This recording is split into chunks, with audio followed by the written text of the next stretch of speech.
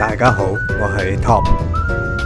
今次嚟到日本山頂嘅粉雪樹林神樂峰啊，就位於日本新潟湯澤苗場山嘅神樂滑雪場，日本粉雪天堂。穿越樹林，體驗日本追拋極致粉雪嘅樂趣。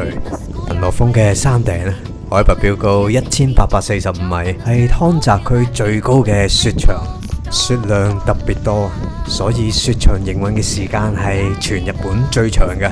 去湯澤唔上神樂峰就等於未嚟過，但係都要睇運氣。根據天氣定神樂峰山頂當日開定係唔開，基本上一開就有超多人排隊，而且神樂峰到中午12點就會結束噶啦。所以如果知道神樂峰一開，就會一大早嚟排隊滑多幾次。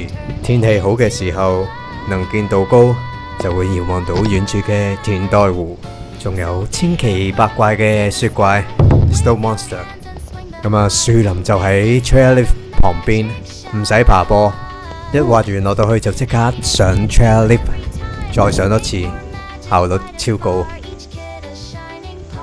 最緊要梗係雪況超正。右手邊就係俾你第一身角度嘅視頻，親身感受日本嘅追拋。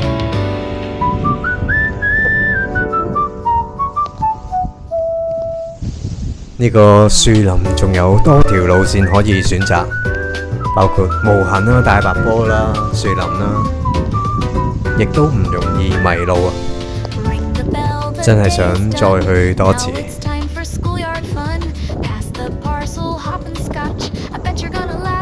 雖然係咁啊，都係要撲，即係都係要刨坑，